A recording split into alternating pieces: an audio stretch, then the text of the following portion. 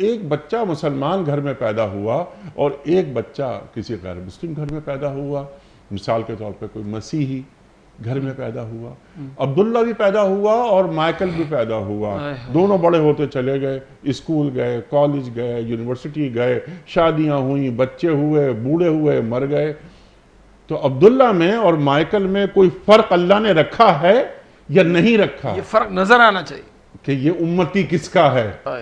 بالکل ایسے ہی، لیکن مصیبت یہ کہ یہ عبداللہ کوشش کر رہا ہے کہ میں مائیکل کی نقل کیسے بنوں، کاپی کیسے بنوں۔ مرعوب ذہن، مغلوب ذہن۔ مائیکل کے ذہن میں کبھی نہیں آتا کہ میں اس کو کاپی کروں، لیکن عبداللہ کے ذہن میں آ رہا ہے کہ میں اس کو کاپی کروں۔